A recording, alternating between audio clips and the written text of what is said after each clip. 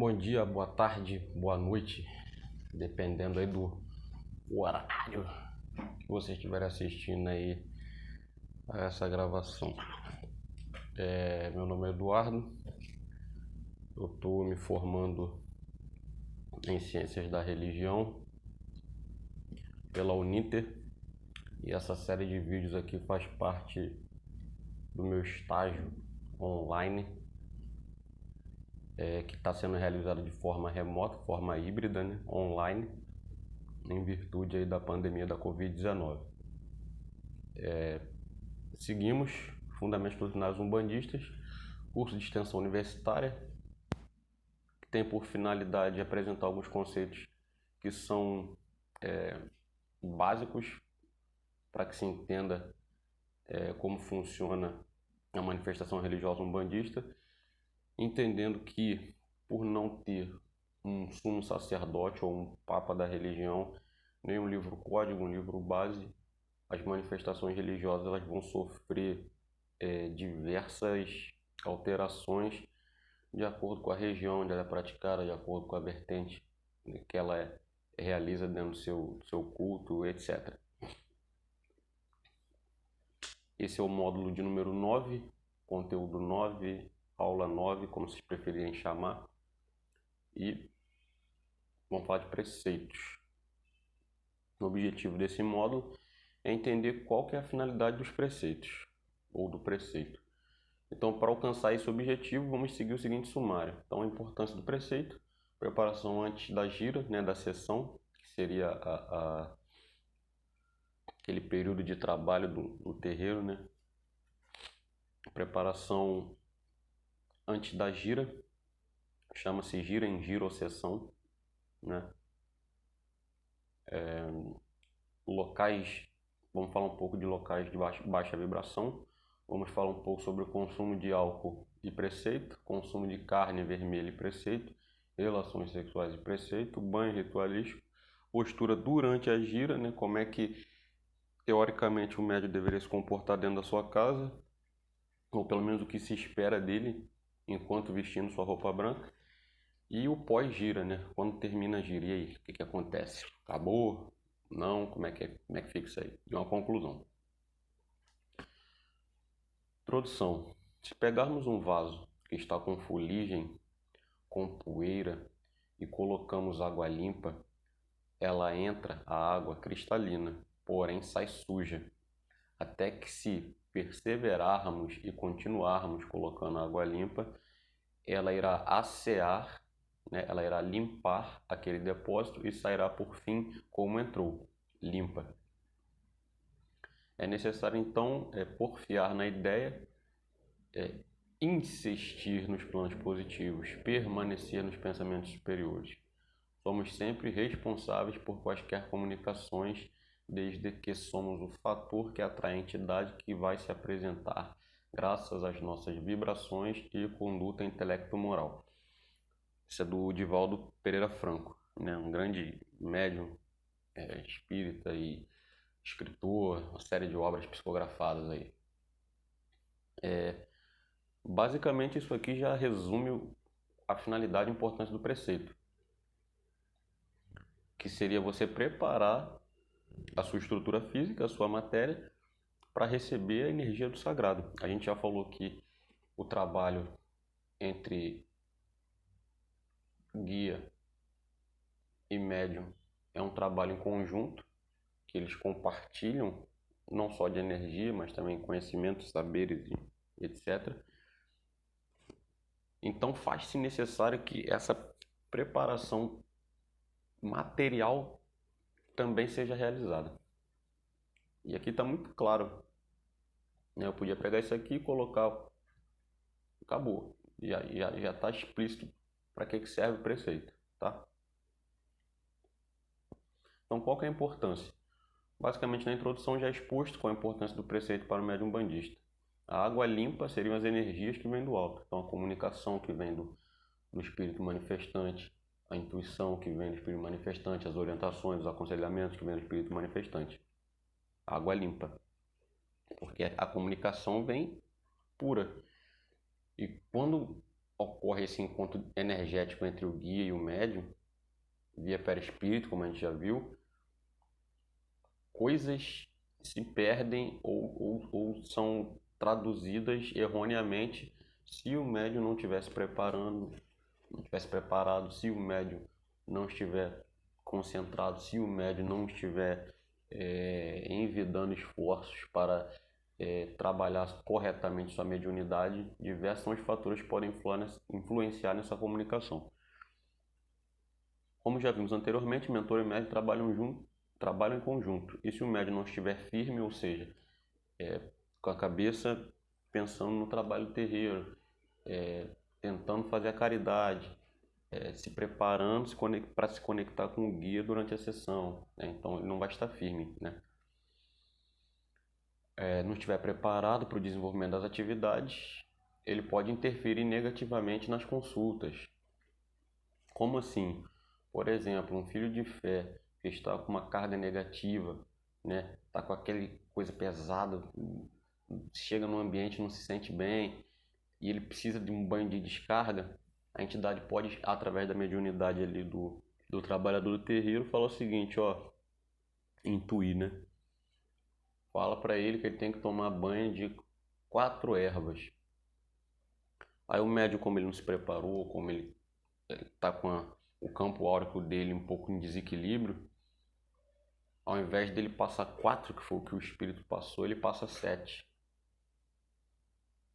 Ou ao invés, ele passou 4 específicas, sei lá, arruda, guiné, alfazema e manjericão. Aí em vez de manjericão ele falou elefante ou açapeixe, sei lá. Porque ele não está 100% conectado com a energia do mentor. Então essa é a principal importância do preceito, né? Então esse é um exemplo bem simples para expor o que a falta de preparação prévia pode fazer.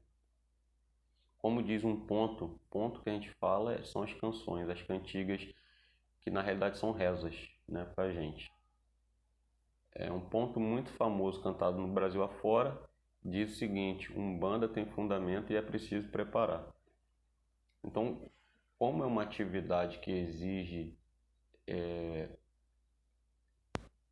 esforço e que você, direto ou indiretamente, vai influenciar vidas de pessoas, então é necessário que você faça uma preparação prévia, pelo grau de responsabilidade que a tarefa impõe.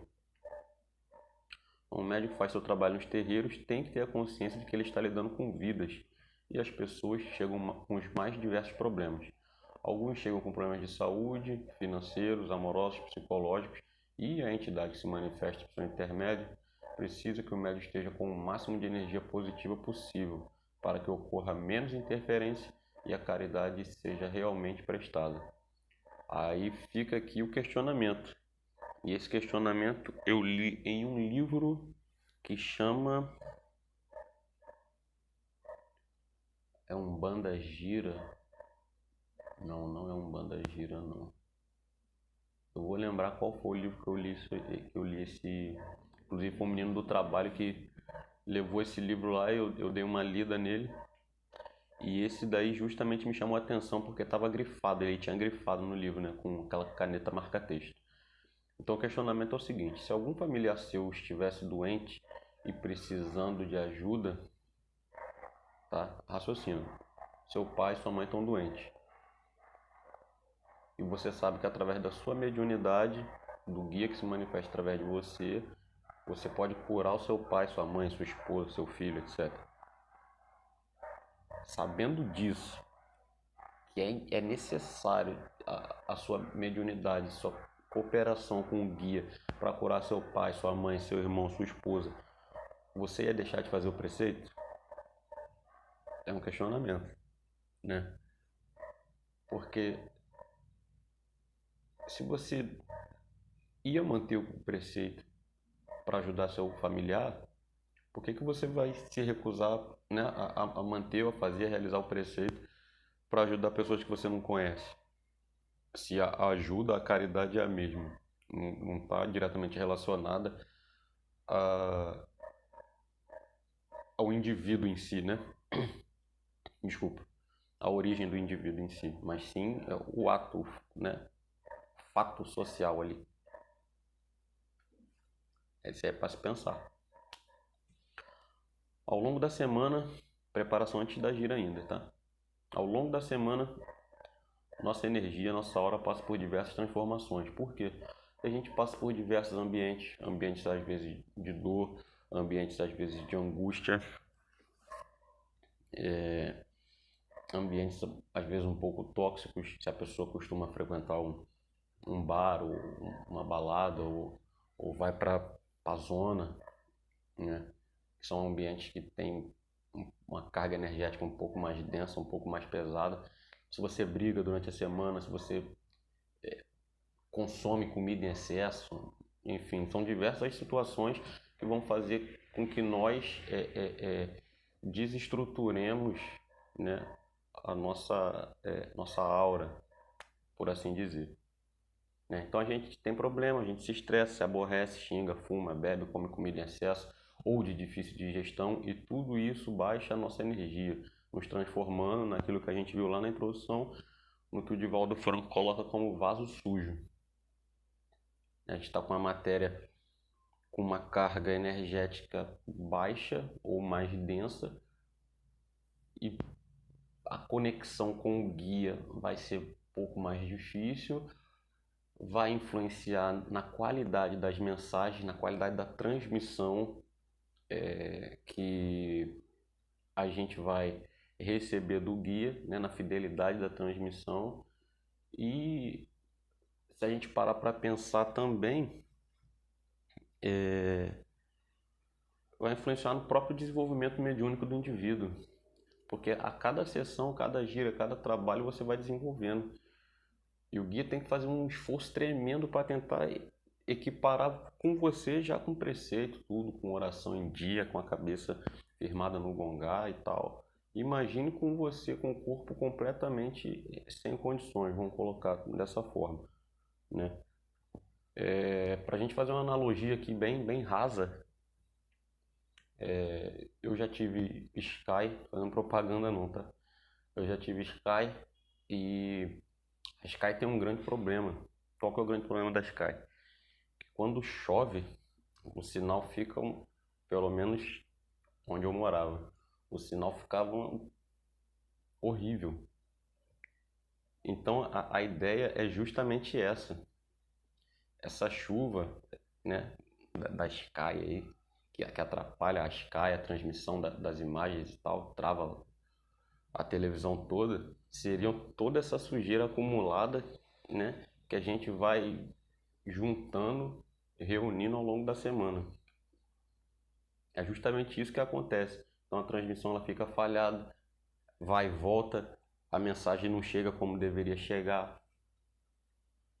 Muitas das vezes o nível energético do guia, do médium pode estar tão denso que o guia ele simplesmente não vai trabalhar com aquele médium.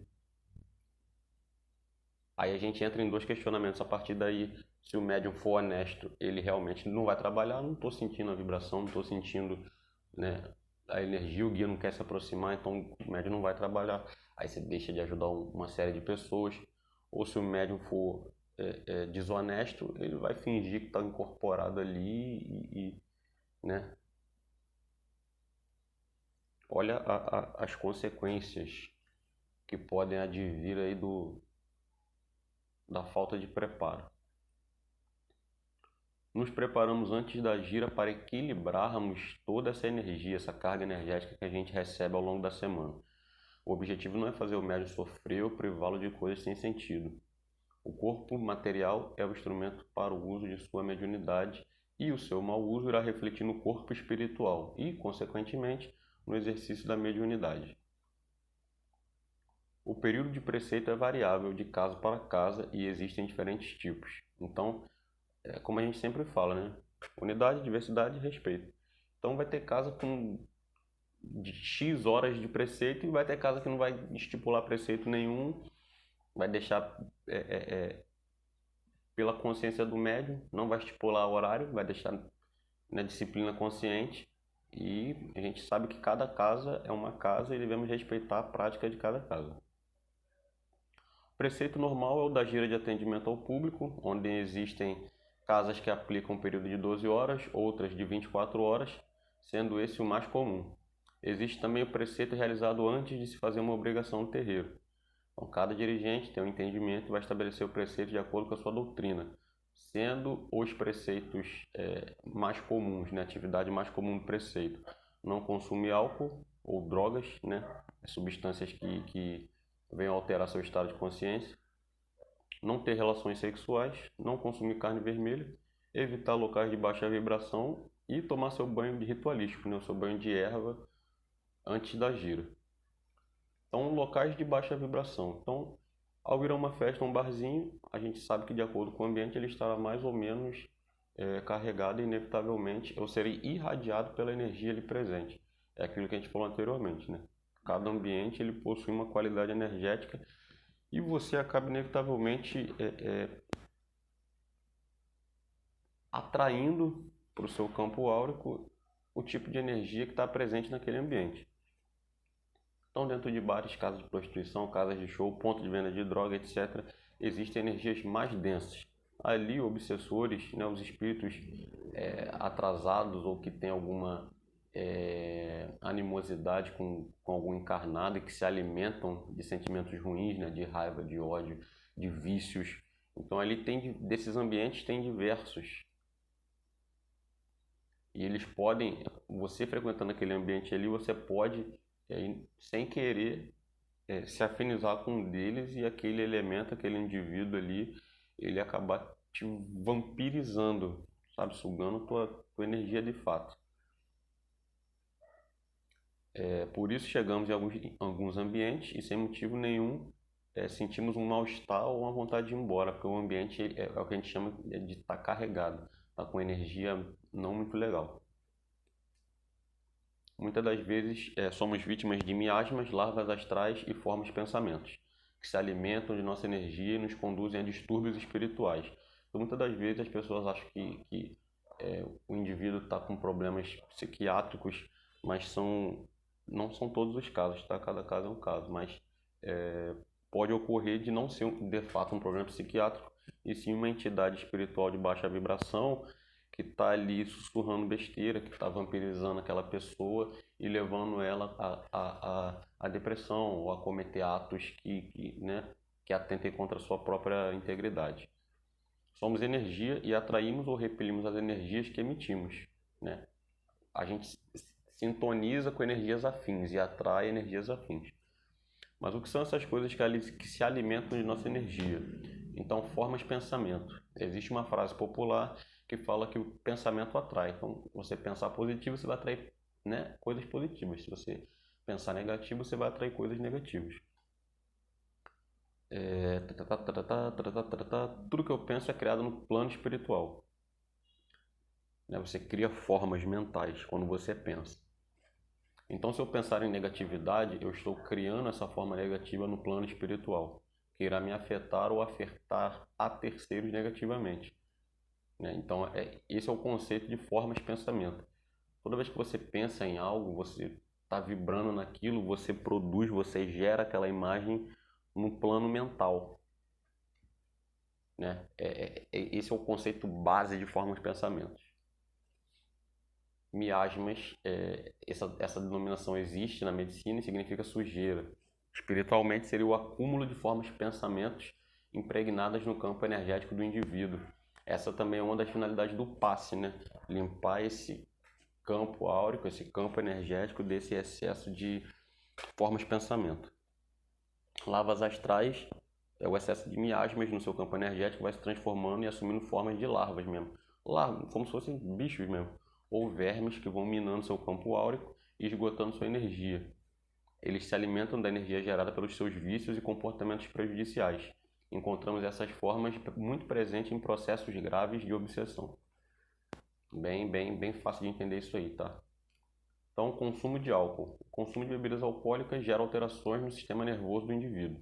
E como já vimos lá no módulo 4, falando sobre espiritismo, o sistema nervoso está diretamente ligado à atividade mediúnica. Se o médium está com essas funções comprometidas ou alteradas, seu trabalho com os guias e mentores também estará comprometido. Entre algumas consequências do consumo estão aumento do ritmo cardíaco e respiratório, diminuição das funções de vários centros nervosos, entorpecimento fisiológico de quase todos os sistemas, redução da capacidade de tomar decisões racionais ou de discernimento, sensação crescente de ansiedade e depressão, entre outros. Ou seja, causa toda uma bagunça na cabeça do indivíduo. Causa toda uma bagunça na cabeça do indivíduo. Consequentemente, vai afetar o trabalho mediúnico dele. Dependendo da quantidade que foi ingerida, o corpo consegue voltar ao seu estado normal em 10 horas. Por isso, algumas casas dão 12 horas de preceito. Porque em 10 horas o corpo consegue voltar ao normal. Como assim, Eduardo? Você foi no barzinho com sua esposa, com seu amigo, sei lá, e vocês tomaram 3 cervejas, né? De 600 de noite. Se a tua casa ela começa a sessão às 5 horas da tarde e você foi embora do bar meia-noite, teoricamente,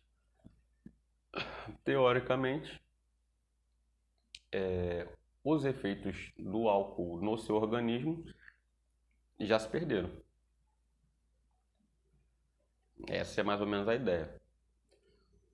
O que implicaria em entorpecimento astral espiritual, né? Aquilo que a gente falou seria o ambiente. Dependendo do ambiente que você está tomando a sua cerveja. Você está tomando 3 cervejas dentro da sua casa, você está tomando 3 cervejas dentro do boteco da esquina, isso aí é o que vai influenciar. Mas falando do consumo de álcool, em linhas gerais, essa é a ideia. Então, dependendo da quantidade que for ingerida, 10 horas os efeitos já perderam ação no organismo. Então, algumas casas dão 12 horas porque, teoricamente, já foi. Os ambientes onde são consumidas as bebidas alcoólicas normalmente são carregados de negatividade e, dependendo da quantidade ingerida, o indivíduo fica com um estado de consciência alterado. Então, é diferente você ir um dia anterior tomar 3, 4 cervejas e você passar a madrugada bebendo. É diferente, né? Então, o indivíduo fica com um estado de consciência alterado, entrando em brigas e discussões desnecessárias que irão também afetar seu campo energético. Consumo de carne vermelha. Alguns terreiros chegam a abolir qualquer tipo de consumo de carne no seu preceito. Então, nenhuma carne, né? Mas qual a finalidade de não se comer carne? Algumas correntes alegam que pelo sofrimento do bicho ao ser abatido é gerada uma energia negativa que fica impregnada na carne e que o médium se contaminaria com essa energia. Essa é a visão de um segmento. É uma visão válida, porém, se pensarmos que todos somos feitos da mesma base, que é o fluido cósmico universal, e essa é uma definição que vem do Espiritismo, né, do Pentateuco do Kardec, as plantas também possuem vida. Então, partindo desse preceito, seria um erro você consumir vegetais ou grãos, porque você vai ter que colher os grãos ou não. Se tudo possui vida, está tudo conectado no universo, né? Mas respeitamos ainda assim a visão e a interpretação, lembrando sempre que cada caso é uma casa, cada doutrina é uma doutrina. Se a energia fica impregnada no animal morto, nos fazendo mal, não seria então um erro utilizar qualquer tipo de roupa ou utensílio que vem de origem animal? Então a pessoa fala, não pode comer carne para sessão por causa do sofrimento que você consumiu a carne do animal, mas a pessoa está usando uma roupa que é de origem animal, está usando uma bolsa que é de origem animal, está usando um sapato, um calçado que é de origem animal. E aí?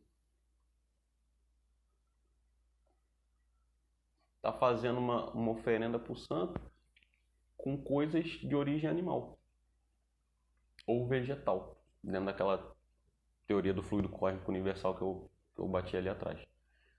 entende? Mas são visões.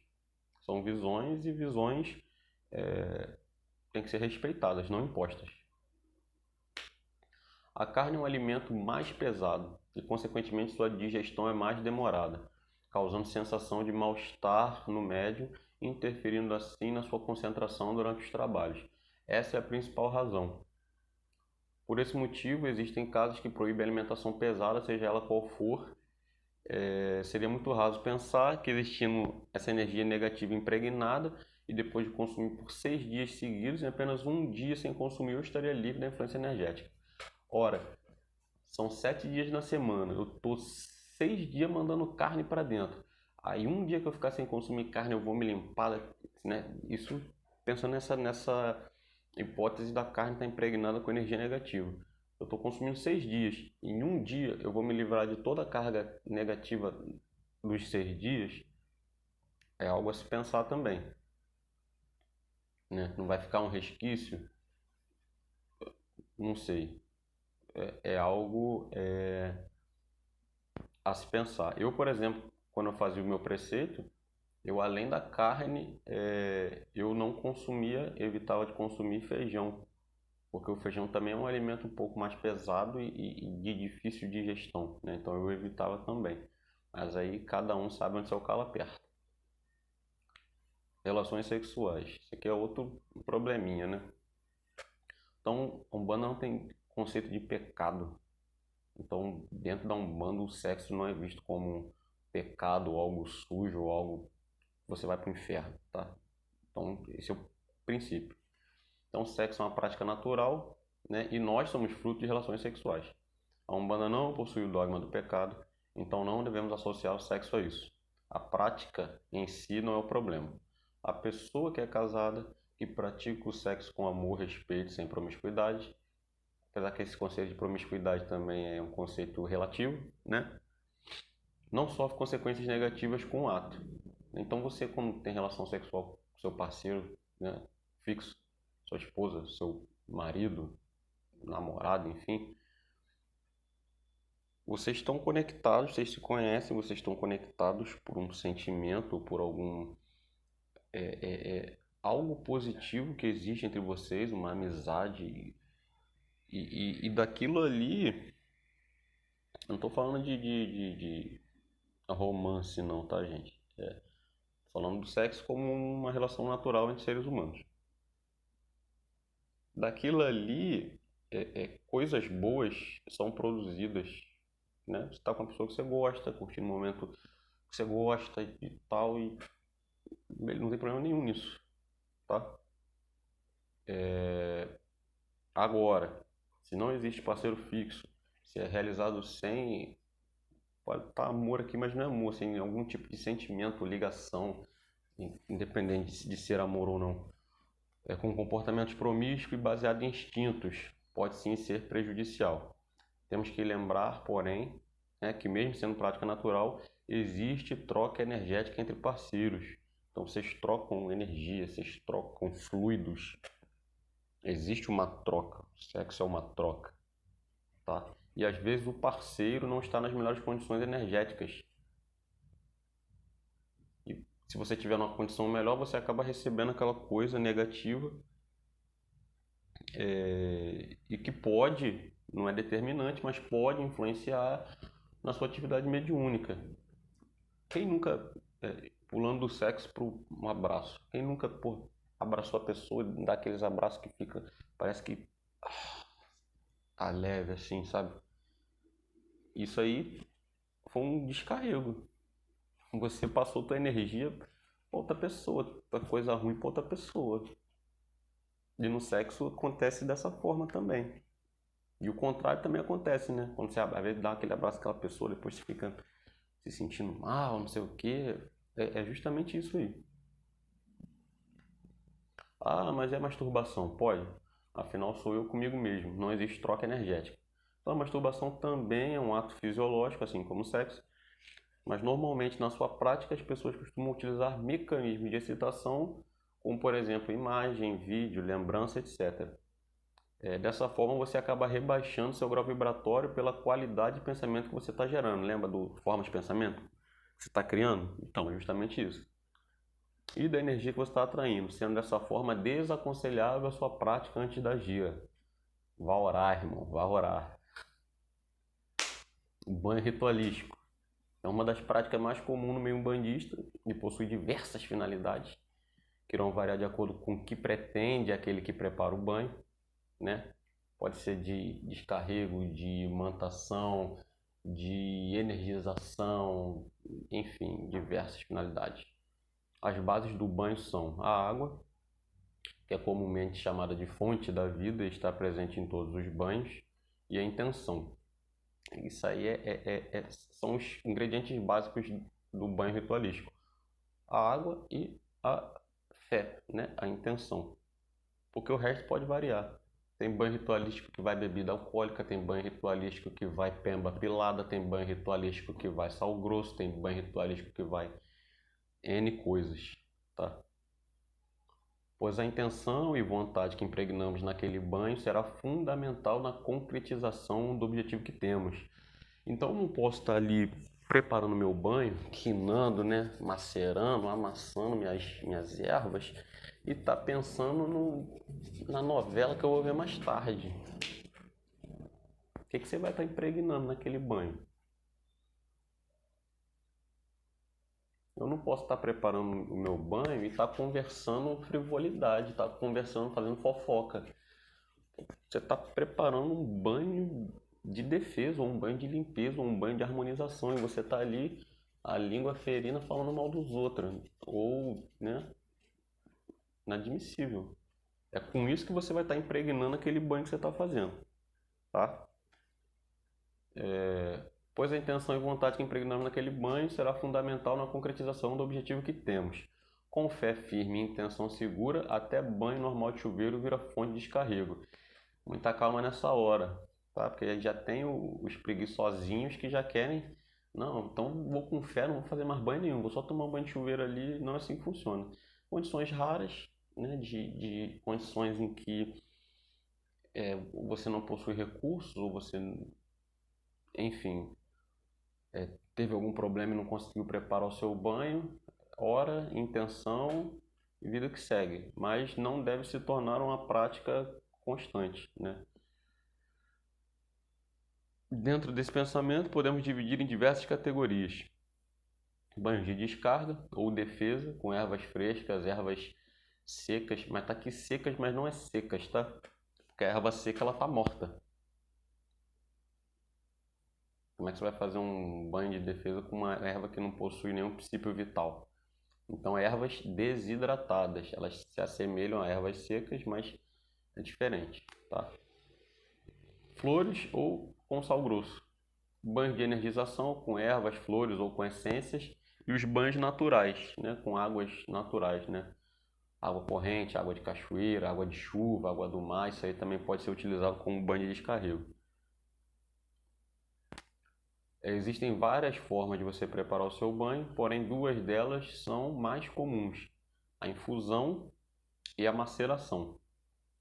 O processo de infusão consiste em acomodar as ervas ou flores em um recipiente e despejar em cima dos vegetais água fervente e deixar esse material em repouso. Quando o líquido estiver em temperatura ambiente, coa-se o material e com aquele líquido se toma o banho. Esse é o método de infusão. E o mais comum, que é o de maceração, é dado a uma operação física que consiste em retirar ou extrair de um corpo certas substâncias que são consideradas seus princípios ativos. Consiste então em você esfregar as ervas umas nas outras até que o sumo seja extraído delas, gerando aquela água verde.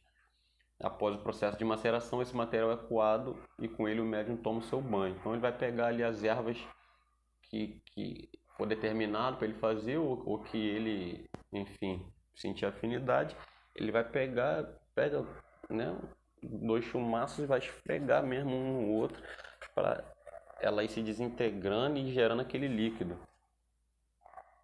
Né? Você pode começar com um pouquinho de água e para sair aquele líquido verde, e depois você completar com água, tomar o seu banho, que vai variar também de acordo com a doutrina, raiz, tradição da sua casa. Algumas casas o banho é do pescoço para baixo, outras casas é da cabeça para baixo, enfim, aí Cada caso é uma casa, cada doutrina é uma doutrina.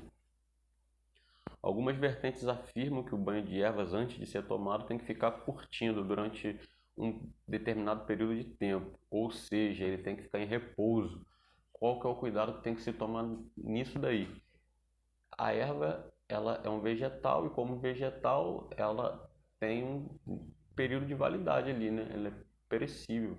Então, se você deixar aquele banho muito tempo ali em repouso na bacia, no balde, aquilo ali vai apodrecer. E como é que você vai tomar um banho de energização com um negócio podre? Não faz sentido, né? Postura durante a gira. Então, terreiro é lugar sagrado. Isso aí é um fato, né? Eu não entendo o pessoal assistente que chega no terreiro e chega largado, entre aspas. A menininha com decotezão, com a sainha, com não sei o que acha que o terreiro é bagunça. Não, não é. Você tem que ir no terreiro com respeito. Ali é um local sagrado, um local de se fazer o bem, um local de evolução, um local de caridade. Então, você tem que ir com a roupa condizente. Você não vai na igreja de shortinho, de topzinho, de mini saia. Por que você quer ir no meu terreiro de mini saia? Quer ir pelado no meu terreiro? Por quê? Não, respeito. Tem que se respeitar para receber o respeito. Então, o terreiro é lugar sagrado. É templo religioso. Então, de nada adiantará um preceito rigorosamente seguido se durante a sessão o médium não canta os pontos, não bate palma, não procura se conectar com a espiritualidade. Terreiro não é lugar de fofoca. Terreiro não é lugar de fofoca. Terreiro não é lugar de fofoca. Não é lugar de maledicência, é lugar de oração, trabalho e aprendizado. Qualquer tipo de comportamento diferente disso está errado. Dentro do terreiro, o médium deve procurar ser útil, lembrando sempre do porquê ele faz parte daquela corrente religiosa. Algumas das consequências de não se observar sua postura dentro do terreiro é o atraso no desenvolvimento mediúnico, pois a energia que você vibra quando adota a postura errada é contrária à energia do seu mentor. Outra consequência é que muitos consulentes que passam pelo terreiro possuem problemas que nós não temos a dimensão da complexidade, problemas diversos, tá? Então, quando você está vibrando uma energia baixa, uma energia ruim, você pode, pela lei da atração, da afinidade de energias, atrair aquele problema do consulente para a sua vida, porque você está desarmonizando dos trabalhos do terreiro, tá? Então, quando o guia trabalha a aura do consulente, ele vai desprendendo e afastando energias negativas que o estão prejudicando. Numa dessas, né, o médium está desatento, fazendo fofoca, ele acaba se afinizando com aquela energia negativa que foi desprendida do consulente que está lá do outro lado do salão e ele acaba pegando a carga negativa e levando embora com ele, beleza? Por isso, muita gente fica mal no final da sessão, né? Fica com mal-estar, com dor de cabeça, não está se sentindo bem e tal. Orai e vigiai. Temos um objetivo a ser atingido ali. Cada um é um elo dentro da corrente mediúnica. A corrente mediúnica é tão forte quanto o seu elo mais fraco. Não é isso? A frase é essa, né? Essa. É essa. Então nada adianta você ter 10 médiums ali excepcionais e você tem um médium que está sempre dando brecha para negatividade.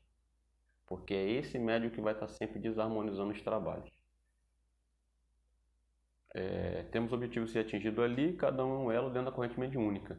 O negativo que está presente no astral vai sempre procurar e atacar o elo mais fraco.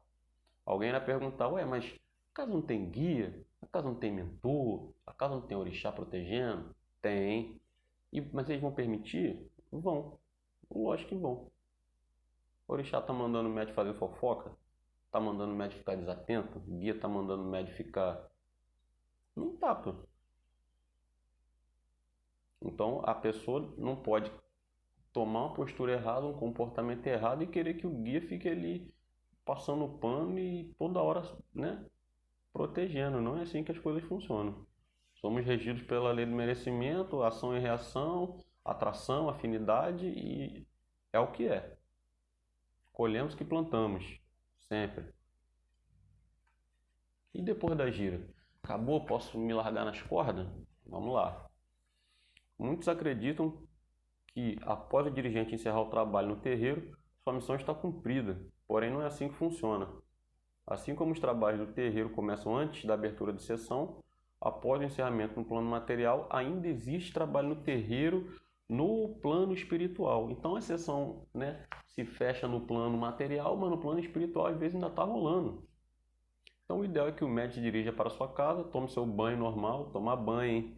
Não é para dormir com o pé preto imundo não, hein?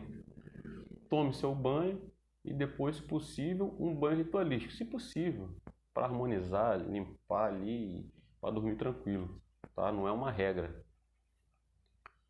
Pode se separar um pouco do banho que preparou para ir para a sessão e tomá-lo no retorno. Também é uma postura, mas, como disse, não é obrigatório. Se alimente de algo leve e vá dormir. Primeiro, porque muitas das vezes você ainda tem trabalho a realizar no terreiro, a nível espiritual, então você vai dormir e o seu espírito vai se deslocar de volta para lá. Então você tem que se preparar para, né, continuação dos trabalhos. Segundo, porque quando você sai da sessão, teoricamente você está limpo, você está iluminado, você está equilibrado, né? Dessa forma, quando você vai para uma festa ou para um bar, você acaba se tornando alvo a nível espiritual, tá? E já que a tendência dos sofredores e espíritos atrasados é procurar a luz. Então você vai acabar atraindo aquela negatividade para a tua vida, né? E você saiu limpinho, bonitão e vai levar para a tua casa, né, negatividade da rua. Digo possivelmente porque não é uma regra, mas cuidado com nossa integridade e de nossos familiares nunca é demais, tá? Eu algumas vezes já saí da sessão porque eu gosto de fazer minhas coisas sozinho, né? Sempre minha esposa até acha engraçado que eu... Então às vezes eu saio do terreiro, não mais, né?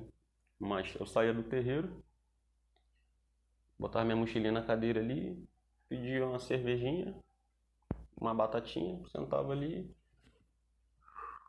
comia, tomava minha cerveja e ia embora para casa, né? Mas não é o recomendado, beleza?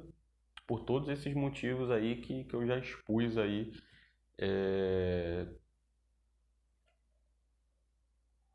no slide, sei lá, no conteúdo aí, beleza? Concluindo, a restrição de algumas práticas e comportamentos são extremamente importantes.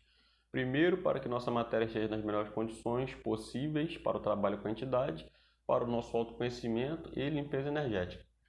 O preceito está relacionado à elevação do pensamento, conexão com o espiritual e ligação com o sagrado. Por isso, abrange um conjunto de coisas. Não adianta, porém, eu tomar meu banho e pensar besteira, eu não comer carne e tratar mal, né, o meu semelhante, o meu irmão de corrente. Junto com o preceito vem a mudança de postura e padrão vibratório. Não adianta eu fazer todo o preceito, mas chega dentro do terreiro, eu simplesmente não estou integrado à corrente, ou não estou me esforçando para desempenhar as atividades dentro do terreiro. Então o preceito é um conjunto de coisas, vai variar de casa para casa e teoricamente a intenção ou o que se espera dele é que ele te ajude, te auxilie a se tornar um melhor veículo para a comunicação da espiritualidade. Beleza? Vamos. Vamos que vamos.